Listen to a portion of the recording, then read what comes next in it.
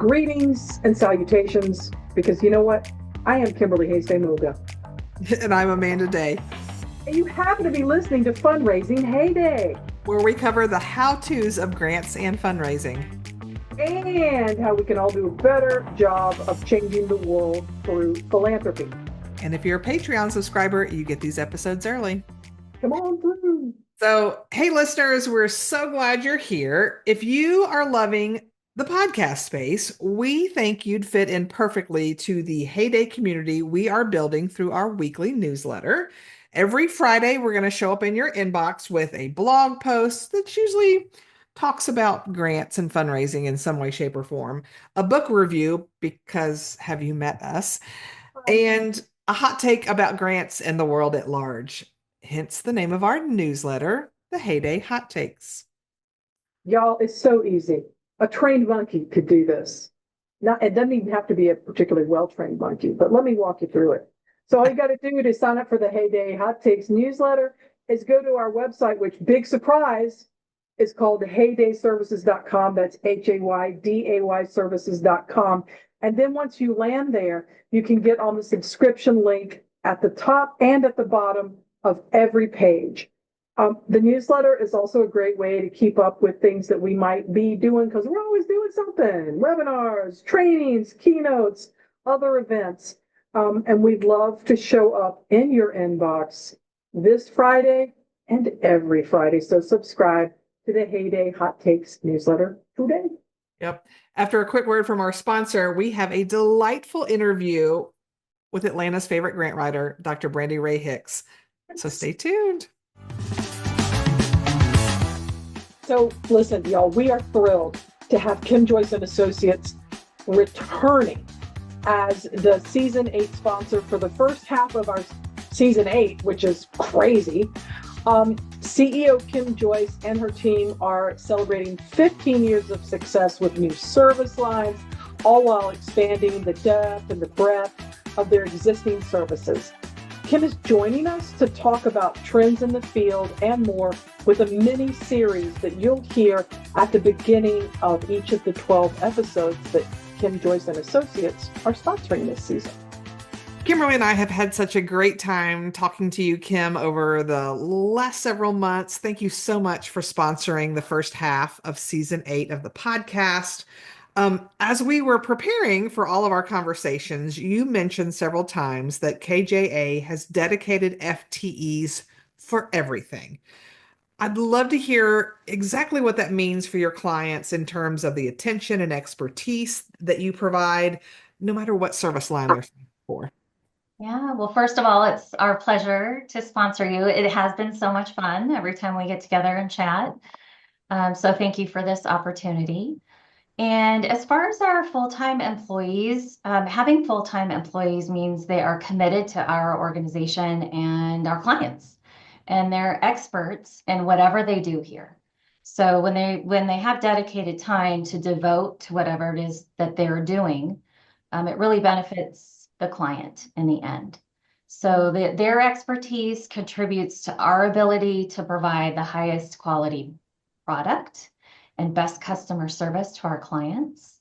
And whether internally for our employees or externally for our clients, our mission at Kim Joyce and Associates is to elevate the grant experience. So having full-time employees contributes to this world-class experience that we want for our clients. Very lovely. To find out more about Kim Joyce and Associates and their many incredible service lines, visit kimjoyceandassociates.com.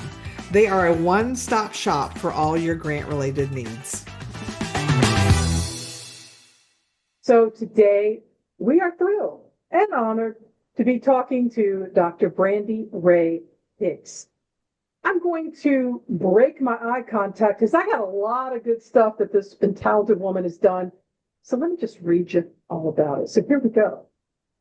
Dr. Brandi Rae Hicks is a grant writing and fundraising diversification expert dedicated to helping nonprofits and small businesses secure sustainable funding and grow financially.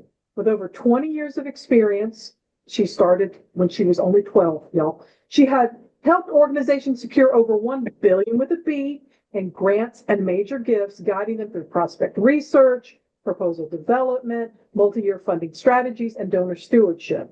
As senior grant writer and managing director at Serve University, she specializes in high-impact grant portfolios and creating diversified fundraising models for financial resilience. And there's more. Dr. Hicks develops grant writing training programs, toolkits, and workshops to strengthen organizations' fundraising capacity. She created grant writing certification programs at Serve University and designed the Organizational Resilience Qualities Assessment tool widely used by nonprofits and small businesses to evaluate financial sustainability. A Cleveland Foundation Fellow, Goldman Sachs 10,000 Small Businesses alumna, and Jumpstart cohort member, Dr. Hicks has led national grant training initiatives with organizations such as Georgia Center for Nonprofits, Grant Professionals Association, and Candid. She's a member of GPA, which is Grant Professionals Association, and the Association of Fundraising Professionals, AFP, and holds a doctorate in organizational leadership, an MBA in marketing, and an MPA in nonprofit management. So again, we're inviting people onto our show who've accomplished nothing in their lives so that we can feel super accomplished. So yeah, that's actually not true what I just said. So Dr. Hicks remains committed to advancing philanthropy through strategic funding and capacity building. Welcome to the show, Dr. Brandi. Hello, hello. Thank you for the invitation. I'm happy and thrilled to be here. We are so glad, and we've got so much to talk about. Each one of these things that you've done could be its own podcast episode, but we're going to jump in and see where it takes us. And I think Amanda's going to kick us off. I am. So one of Kimberly and I's favorite part of interviewing guests is learning about how they became grant writers, fundraisers, nonprofit professionals. So we would love to know how you went from a grant newbie to someone rushing through airports across the country to a multitude of clients while wearing your iconic Atlanta's favorite grant writer hoodie. So tell us your origin story, Brandi. Well, once again, thank you for the invitation to join this brilliant conversation. So this kind of takes me back. It's now probably close to 25 years. My first job in philanthropy was in college in the student athletic department. I went to undergrad at the University of Cincinnati, and my first job was in the office that generated the scholarships for the student athletes to attend school there. And it really allowed me to learn about donor relations with high net worth individuals. And then when I relocated and came here to Atlanta, Georgia, my first big girl job in philanthropy was at the United Way of Greater Atlanta, and I was a sponsored loan executive. And from there, it was literally right in the middle of Hurricane Katrina. And within that, I learned messaging and I learned about what it means to be a grant funded organization with the United Way.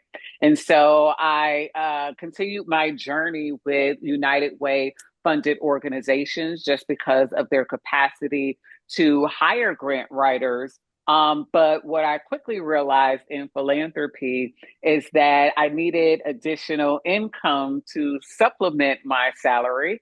And so what I learned is that through just my years of just organically doing things within grant writing, whether it was prospect research or how to create a grants calendar, or which was one of our premier classes now within Serve University, the top 10 questions on every grant application. As we know, as grant professionals, there's a cadence of how questions are written up. And so because we do this every day, there were a lot of startup nonprofits and grassroots or community organizations and really some skilled and experienced nonprofits, yet they may have lived in rural or development communities, or professional development for nonprofit leaders when I first started was really reserved for senior grant writers or senior development professionals, and I couldn't afford that on my salary.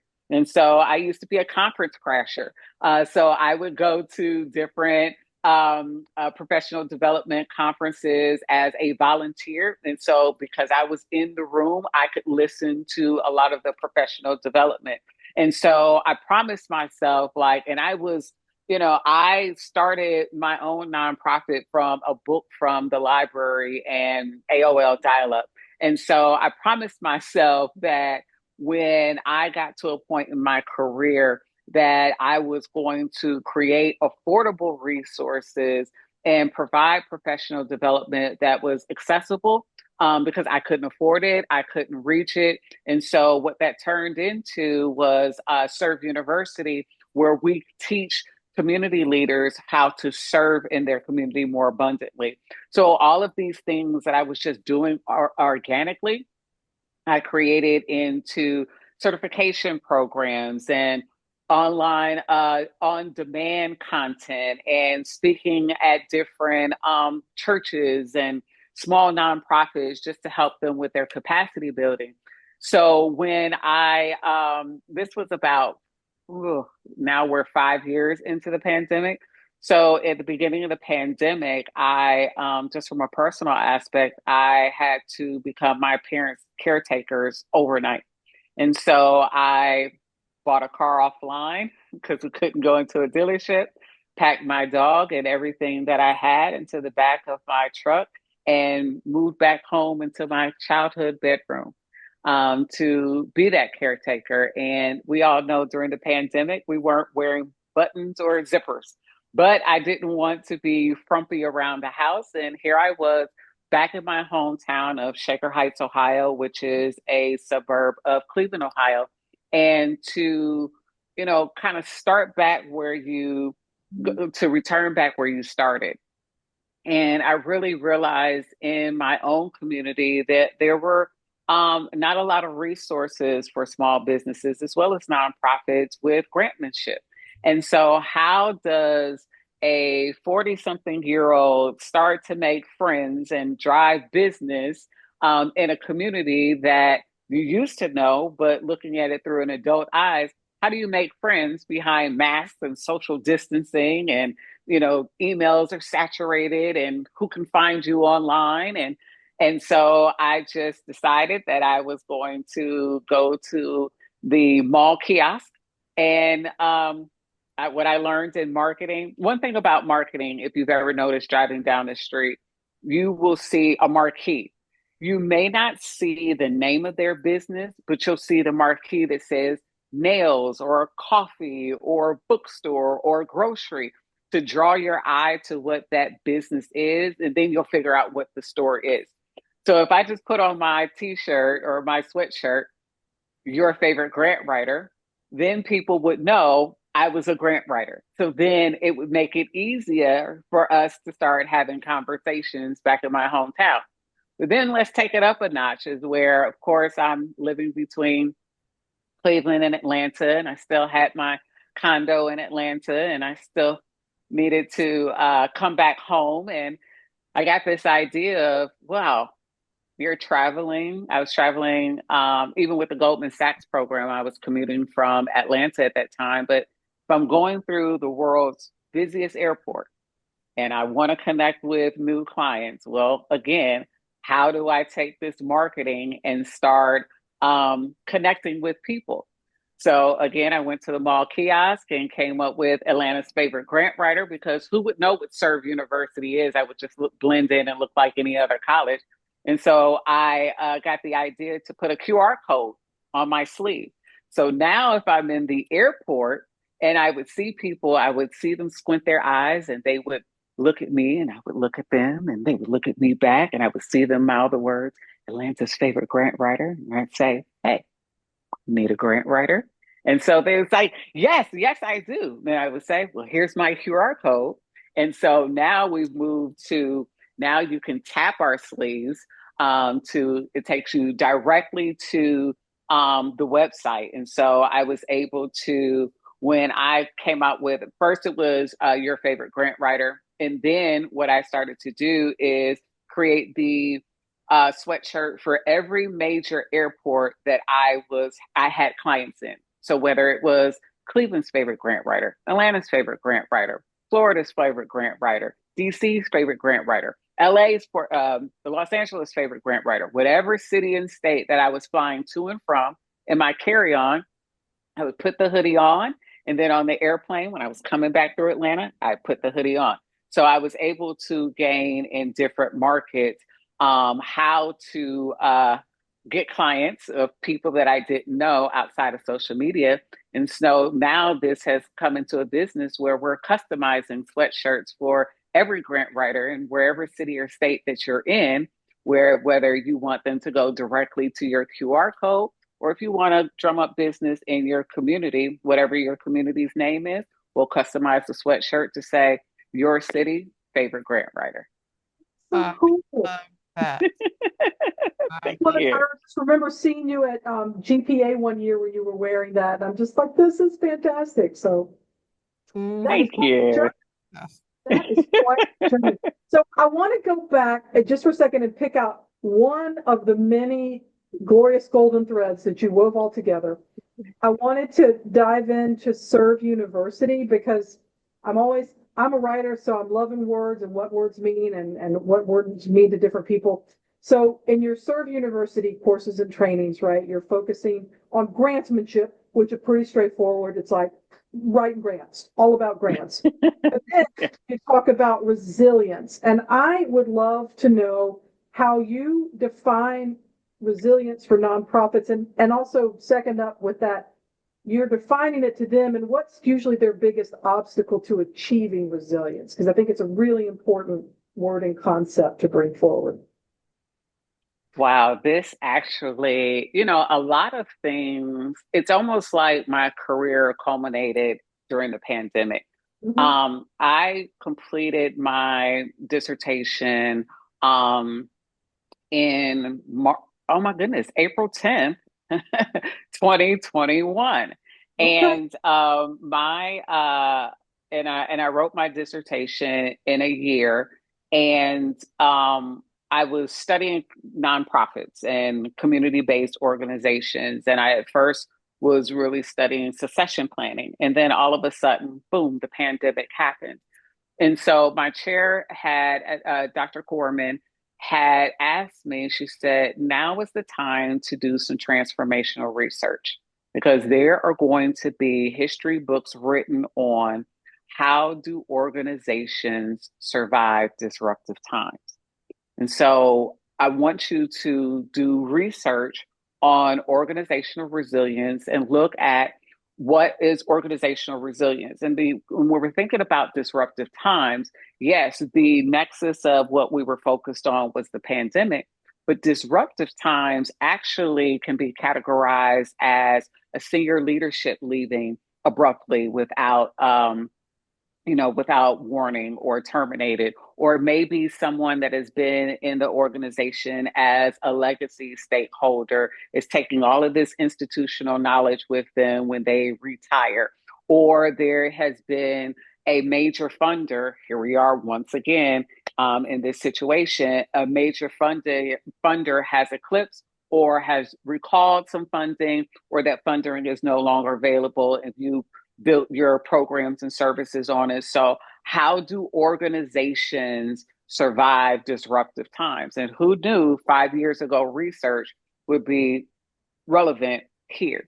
And so when I took a look at and did extensive research about resilience, we discovered that there were 6 resilient qualities that every organization should have during disruptive times. And so that is mission, there is a strong commitment to mission. We see that through volunteering, recurring giving, just holding true to what that mission is. Improvisation, which means that you're innovating your existing resources. Community reciprocity, that's when the community tells you that they trust you as a thought leader or subject matter expert. Servant and transformational leadership, that means that, when these crises are happening, where the leader removes their ego and focuses on collaborative problem solving.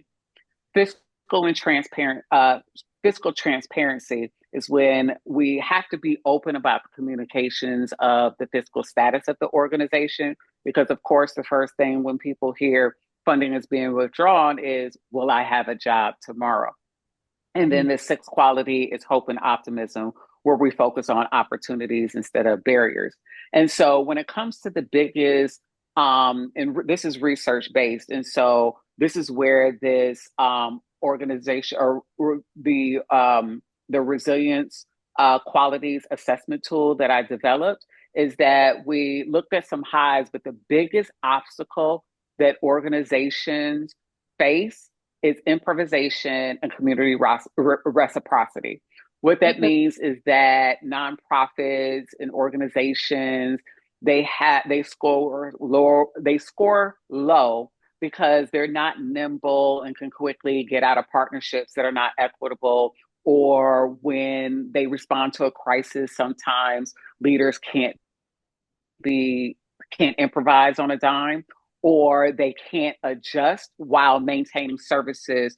Do they take a proactive approach to bad news? Like what's happening now with a lot of federal funding that's not going to come up. We don't know if it'll ever come back.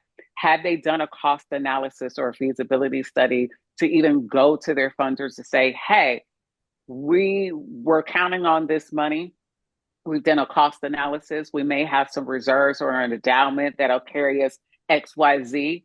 If we don't get funding in the door, then this will happen. And this is the conversation that we have to be transparent to our financial stakeholders, our major donors, our individual donors, our corporate and our foundations.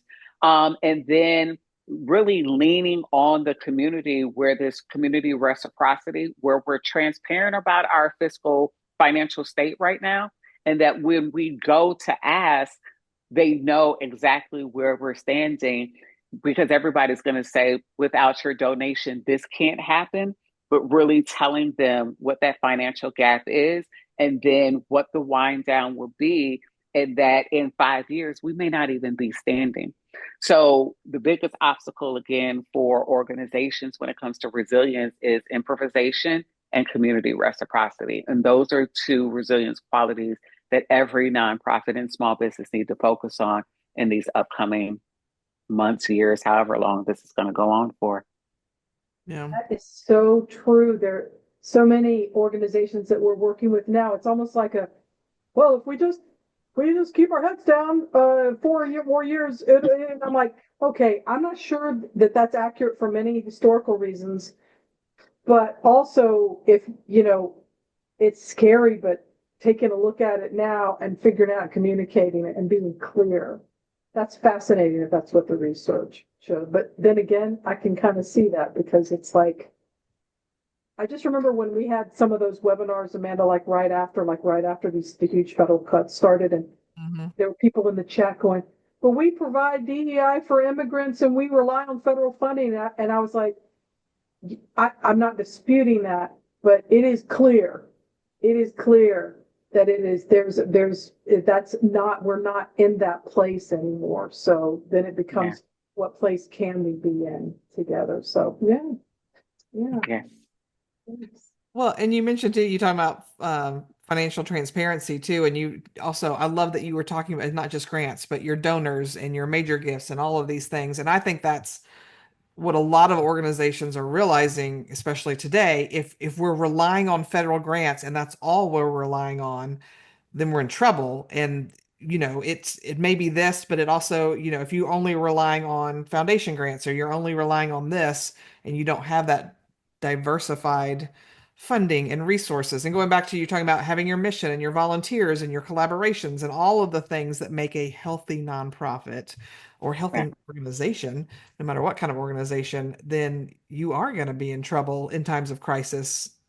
Heck, you may be in trouble in times when it's really not crisis too, because if you're only focused on Absolutely to fund you, that's scary and not the safest. But we keep kind of hinting around about, in today's what's going on in this landscape. So I would love, in the realm of talking about resilience, what are your predictions? And I know I know it's kind of like looking at a crystal ball and who knows, but for the state of grants, giving all of these massive changes that have taken place in federal agencies and it's now spilling over into the private sector. I just saw something on Grant Zone the other day. Someone had mentioned, a client had gotten an email from a funder that had private funder, a foundation that was going to fund them for like the next so many years. And they're like, hey, due to the state of the market going down, we don't have as much money as we expected. And so we can't give you the full dollar amount this year or next year. It's going to be Mm-hmm. smaller, even though we said, because of things that are happening. So there's just a lot going on. So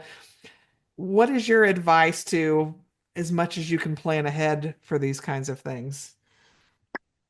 Two things that come to mind is um, some organizations, once they do that cost analysis and feasibility study to find out where they are from a financial standpoint, it may be advantageous for them to look to their community partners and may consider um, consolidating with other organizations where if you're serving the same demographic, if you are serving the same geographical area, it may be advantageous for you to come together like transformers and create this super organization where now you're expanding your reach and creating a bigger impact, and where you're not still competing for the same dollars. Now you're collaborating together.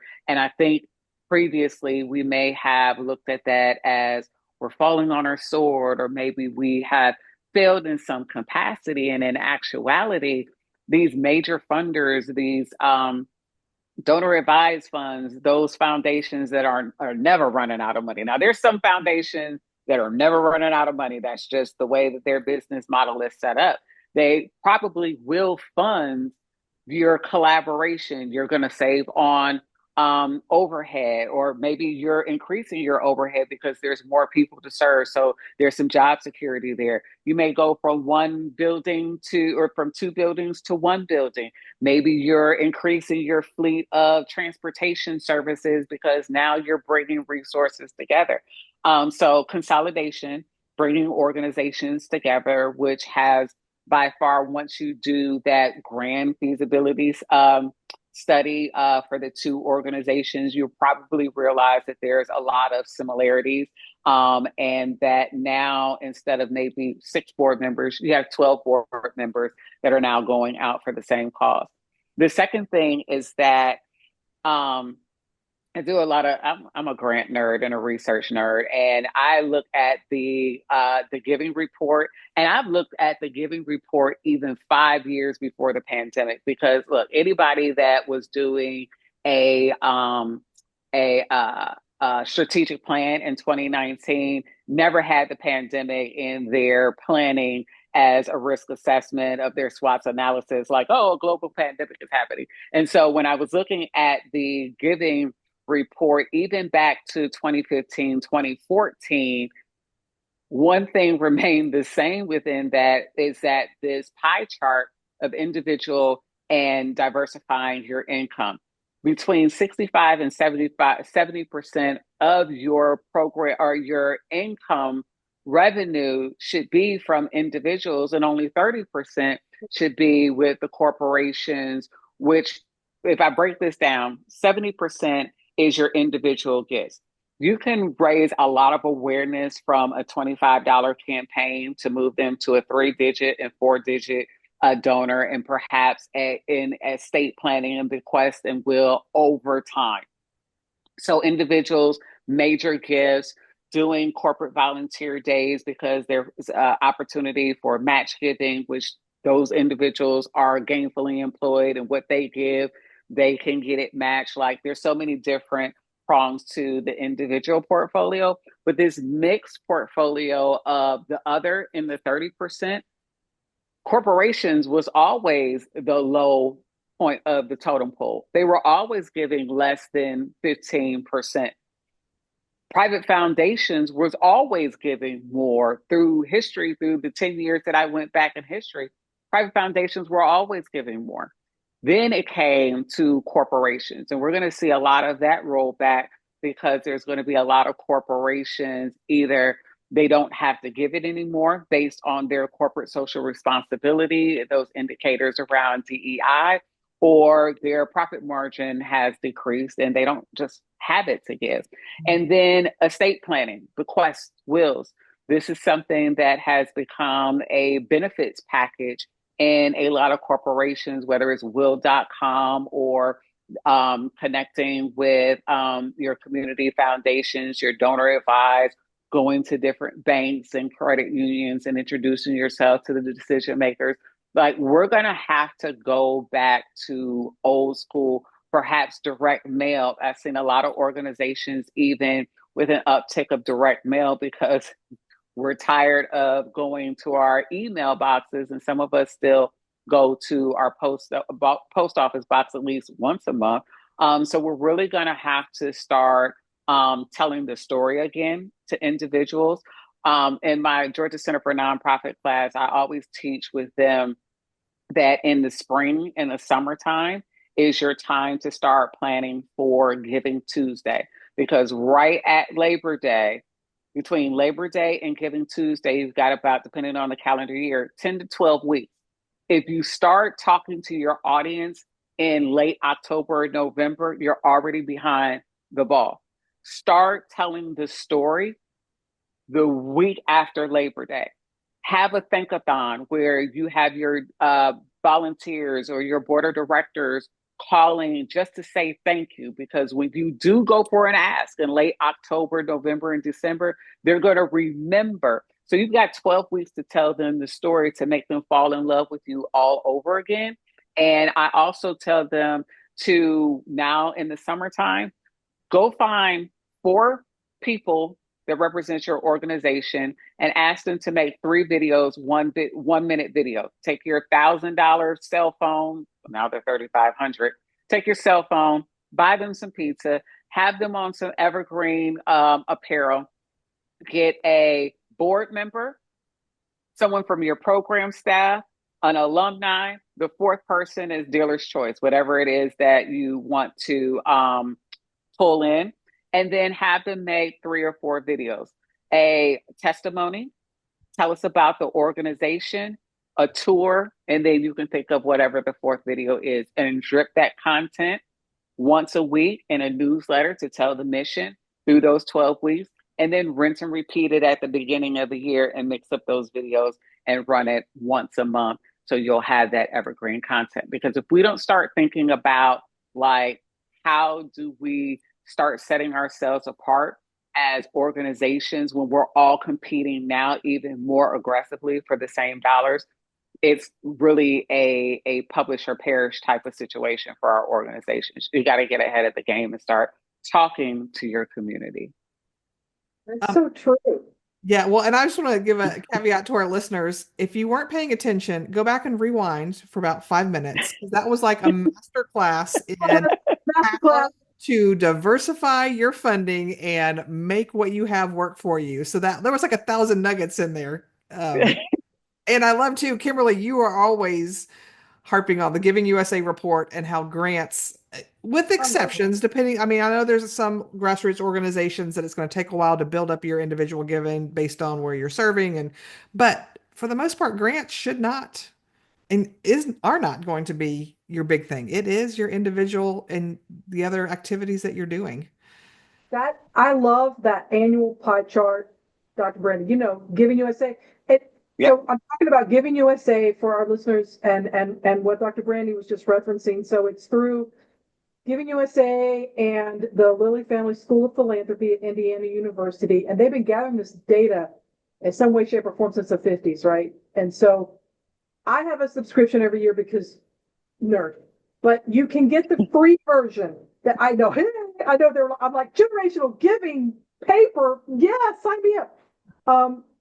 But if you're like, that's not in my budget, or gosh, you're weird, then that's okay too. You can go, it's in June, and of every year they roll it out. And there's usually a free infographic fact sheet that they put out. Or if you search Lilly Family School of Philanthropy, and Giving USA, they always put out their news release that references that. And the reason I'm going into the weeds on that is because that has been a great teaching tool for board development, right? Which I know, Absolutely. I mean, we could have another 12 podcasts about that, but sometimes it's not the grant professionals or the frontline fundraisers. They know what's going on and what needs to happen, but it's maybe board members or executive directors who aren't familiar with how grants work or their place in the philanthropic ecosystem. And so sometimes it's about educating up, and Giving USA is a great way to do it. So I'm so glad you brought that up.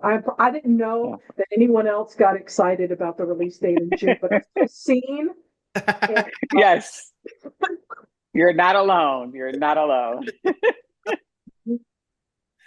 Well, since you're talking about all just so many different ways to fundraise, I would love to hear more about your involvement with celebrity philanthropy. Because, how many times do people hear like, "Oh, you're in Atlanta, Tyler Perry has money, go get it from him." It's like, that's my BFF. He's just gonna stroke out a check for me.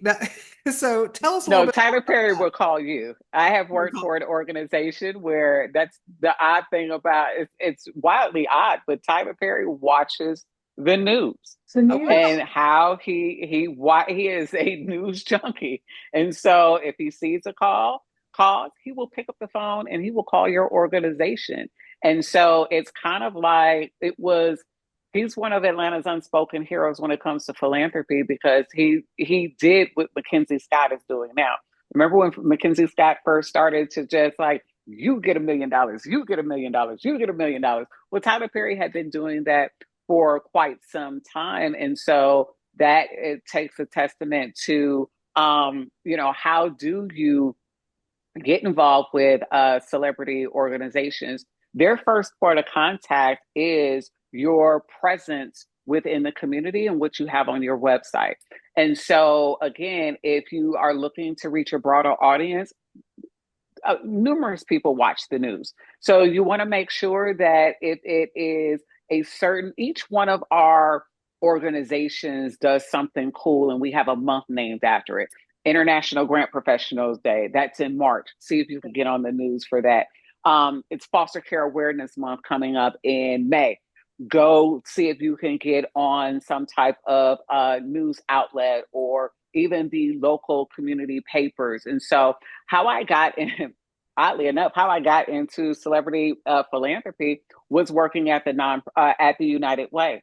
Mm-hmm. Because that's one of the most visible organizations. It's kind of an easy go-to path. And so within every city and state, whether they have a major league or even a minor league, football, soccer, baseball, basketball, whatever the sport is that we call it court-appointed community service, where, of course, if they're playing basketball with the court that they're a part of, whether their franchise is requiring it or it's written into their endorsement contracts that they need to have some type of giving back initiative. And because they maybe live in one city or their hometown is from one city and they play in a different city, it's building those relationships with that front office as well as connecting with your United Way, because a lot of them, they can only do event-based programming because they have a limited amount of time. They may not have a staff, or it's their assistant that is doing some type of year-end charitable giving. And so how I got into that is I was taking advantage of, okay, what does this particular celebrity like to do and what have they been historically giving, or whether they've been historically doing. And so since how I really took this off was in Miami. I had a professional chef that was a professional chef for the athletic and entertainment community in Miami. And a lot of the players, they wanted to do year-end giving. So we partnered with Camelia's House and said, hey, we're going to curate a couple of events and activities for the year end, starting with Thanksgiving, rolling to the end of the year. And if there are any celebrities or entertainers that we knew from our network or that had contacted their office, instead of them going through the logistics of planning it themselves, they can just piggyback on ours. And so that model we rinsed and repeated for a lot of our celebrity clients in their different markets. And then there were a lot of those celebrities that said, hey, I want to take this an inch further. Well, because you have this mass group of individuals that are coming in, they typically pay for it. You can't get grants for a lot of these event-based, and especially if you have a private foundation. So if you partner with a local nonprofit that's doing this work, and we start collecting the data of these individuals that are coming in, their demographic information, how they identify by gender, race, zip code, household income. And we collect that before we give them said turkey, Christmas gift, or what have you. And we share that data with the nonprofit. They can get grant funding. And or if you don't have a private foundation, you just have a standard 501c3, we can use this for impact numbers and outcomes so you can start getting funding for your organization as well. Nice, nice. Is it, do you find that there's maybe an extra layer of contacts that you would need to go through if someone's sitting here listening to this going, okay, I got it. We're packaging, we're reaching out, we're making connections. If you're working, I mean, I'm sure that most celebrities, and in fact, I know are going to get hit up all the time for all these kinds of things. Besides the packaging, which is a great idea, are there, if you don't know anybody who knows someone, is there like an extra layer? Is there like a PR kind of go-to, or is there another approach that you would recommend for people maybe just thinking about this? Or maybe who might know somebody's cousin's dog walker who knows the guy that cuts the grass at Tyler Perry's studio. I don't know. I'm just, what's a way to kind of stand out from the crowd? Because there are lots of people wanting to do that. Absolutely. First of all, you start during their off season. And Okay. so, you've got to time it. So depending on what sport it is, you don't want to do it right after the season because they're exhausted. They're going to turn their brain off. But right when they turn their brain off and right before, there's probably like about 4 weeks before they go into conditioning and training. You can do it a couple of different things. You can do the organic research to find out who their PR, their contact person is. You want to have everything set up with those nonprofits because you want to either talk to the nonprofit to say it's going to be on a contingency, or this is something that as a grant professional that you're going to do it on a continual basis. But you try to target them during their off season. You want to have all of your programming in place where it's beneficial to them. You select dates that are convenient for them. But within the social media, because when I started with this, we barely had Instagram, and I think Facebook had just came out. And so now having that professional profile within your social media presence, and now you can slide into people's DMs. You can do a lot of search engines to find out who those PR contacts are. But you also, yes, there's an ask, but you also want to provide them with your own, if you're a grants professional that's doing this, talk about your own impact statements of how you can collect data, how you can increase their visibility, how you can perhaps get them connected to different news outlets, because at the end of the day, it has to be a win-win situation, and you want to raise their community visibility if you're going to ask a celebrity to donate their time. Makes a lot of sense. Thanks for breaking it down. Mm-hmm. Yeah. This whole time I've been looking down. I've been taking notes. I'm like, community house. Yeah, it's definitely on their off season. Yeah, that makes sense. And also, I think we're all coming from Atlanta today, or various parts of Atlanta, and Atlanta is a huge music scene for all kinds of music. So while musicians may not have off seasons, they would certainly have times when they're touring or not touring. So you can make Absolutely. those parallels and think about that too. And you also want to probably share your information. One thing that, and that's how I actually got into celebrity nonprofits from another angle, is that one of my celebrity clients contacted the United Way. And the United Way, either you're going to piggyback on what they're doing, or they're going to refer you to an agency, United Way, so that if you want help or need help, or would like to provide help, there's a resource. So you may want to share within the United Way that you are a resource, that if anyone is looking for a professional grant writer, or for someone to help them with their year-end community initiatives, then you're a resource. Because traditionally, 3 of my celebrity clients have come from a referral from the United Way. So yeah, always making connections. Amanda, this is your time. These are your people. She's a connector. Yeah, but I never would have thought about connected with United Way in that way. And what a brilliant idea. Because yeah, they are the ultimate connector in communities. Absolutely. Absolutely.